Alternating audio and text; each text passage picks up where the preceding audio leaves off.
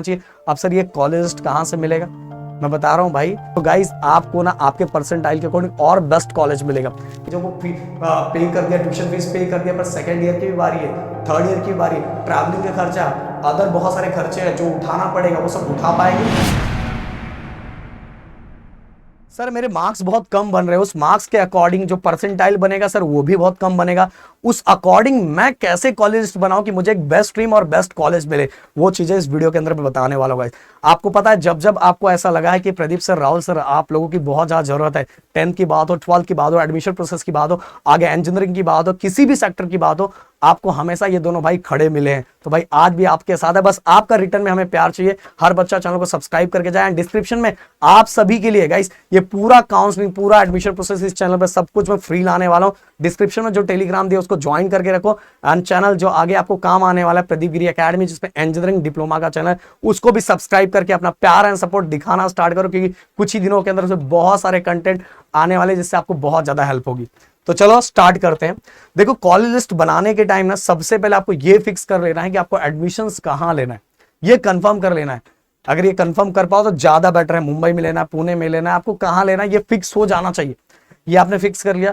Fix करने के बाद गाइस आपके दिमाग में आपका जो परसेंटाइल, जैसे स्कोर कार्ड आ गया, स्कोर कार्ड आने के बाद आपका ये फिक्स हो गया कि मान लो आपका 70 परसेंटाइल आ गया, तो आपका जो कॉलेज लिस्ट बनना चाहिए ना 5% ज्यादा और 5% कम, मतलब 65 से लेके 75 के बीच में, इस रेंज में जितने भी कॉलेजेस है, जैसे मुंबई के जितने भी कॉलेजेस है उनका एक लिस्ट आपको बनाना चाहिए। अब सर ये कॉलेज लिस्ट कहां से मिलेगा, मैं बता रहा हूं भाई।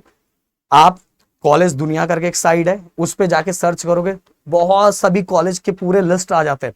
इवन जो हमारा MCCET का ऑफिशियल वेबसाइट है उस पे भी पूरा कॉलेज का लिस्ट पूरा मिल जाता है, पूरा का पूरा लिस्ट मिल जाता है। तो मुंबई के 65 से लेके 75 के बीच में जितने भी कॉलेजेस होंगे उन कॉलेजेस का आपने लिस्ट निकाल लिया। कॉलेज का लिस्ट निकालने के बाद गाइस फिर आपको कुछ और बातों पर फोकस करना है, क्योंकि देखो अगर मान लो आपका आया है 70 परसेंटाइल और आप 95 परसेंटाइल वाले कॉलेज का लिस्ट बना रहे हो और उसको भरने जा रहे हो, तो कितना भी कुछ भी कर लो भाई नहीं मिलने वाला, बिल्कुल नहीं मिलने वाला। कैसे सर, मैं बताना चाहूंगा। देखो कि यह विद्यावर्धनी का एक एग्जाम्पल ले लेता हूं। 23-24 में इसका कैप 1 का कट ऑफ जो था वो 93.40 था। 2024 के अंदर 93.40 था। जो फ्लक्चुएशन है वो 0.36 का था। देन कैप 2 का ही देख लो, फिर से जो फ्लक्चुएशन है 0.08 का है। कैप 3 का फ्लक्चुएशन देख लो 1.6 का। ये 2 साल का फ्लक्चुएशन मैंने आपको दिखाया है। मतलब जो कट ऑफ बढ़ता कम होता है, अगर जितना भी ज्यादा ले लो, 2-3 परसेंटाइल बहुत ज्यादा हो गया। फिर भी मैंने कितना बोला है, 5 परसेंटाइल ज्यादा, 5 परसेंटाइल कम, इसके अकॉर्डिंग क्या बनाना है कॉलेज लिस्ट। अगर आपका 70 परसेंटाइल है तो 65 से लेके 75 के बीच के जितने कॉलेज है उनका एक लिस्ट बनाओ। वो लिस्ट बनाने के बाद आपको फिर से किन किन बातों पे और फोकस करना चाहिए, वो सबसे पहले उस कॉलेज के अंदर जो हॉस्टल है, वो हॉस्टल का फीस क्या है, उसके बारे में बाकी इंफॉर्मेशन ये भी आपको निकालना बहुत जरूरी है। और ये सभी चीजें सबसे अच्छा जरिया कौन होता है ये मैं लास्ट में बताऊंगा। बोलोगे सर कॉलेज के वेबसाइट पे पता लगा लेते, नहीं, कहां, बताता हूं मैं। इसके बाद गाइस वहां का ट्यूशन फीस क्या है ये भी आपको पता रहना चाहिए, कि जो आपने लिस्ट बनाया सबके आगे, और ये टिक मार्क करते जाना। एक चेकलिस्ट बना लेना कि इसका ट्यूशन फीस किसका है, जितना आपने लिस्ट कॉलेज का बनाया उसके नीचे आगे इसका ट्यूशन फीस कितना है, इसका हॉस्टल का फीस कितना है, ये चीजें आपके दिमाग में चलनी चाहिए। फिर इसके बाद ट्रैवलिंग, अगर आप जहां रहने वाले हो आजू बाजू में कहीं रिसोर्सेस है, क्या हम पीजी में रह सकते हैं, रेंट में रूम लेके रह सकते हैं, या हमें दूर रहना पड़ेगा, वहां से ट्रैवलिंग कितना है, या तो हो सकता है हमारे घर से बहुत नजदीक हॉस्टल लेने की जरूरत नहीं, तो भी ट्रैवलिंग का खर्चा कितना आने वाला, ये भी आपको निकाल के रखना है। ये निकालने के बाद गाइस आपका फाइनेंशियल कंडीशन कैसा है, आपके हॉस्टल में जाके रह सकते हो, जो भी मतलब क्योंकि जितने भी खर्चे आ रहे हैं उसके अकॉर्डिंग, आपके फाइनेंशियल कंडीशंस के अकॉर्डिंग कौन सा कॉलेज ज्यादा बेटर है, ये सभी चीजों पे फोकस करना चाहिए। इसके बाद उस कॉलेज के अंदर जो ब्रांच है, वो ब्रांच देखो, हर कॉलेज का एक ऐसा ब्रांच रहता है जो बहुत ज्यादा फेमस रहता है। कहीं CS बहुत ज्यादा फेमस रहता है, कहीं केमिकल बहुत फेमस रहता है, कहीं सिविल बहुत ज्यादा फेमस होता है। तो आपने जो लिस्ट बनाया उस लिस्ट के अंदर कौन से कॉलेज का कौन सा कोर्स बहुत ज्यादा फेमस है, बट आपको कौन सा कोर्स लेना है। आप देखोगे मुझे तो यार CS लेना, तो ये सभी कॉलेज के अंदर CS सबसे ज्यादा किसके अंदर अच्छा है, उसको एक अलग लिस्ट बनाओगे।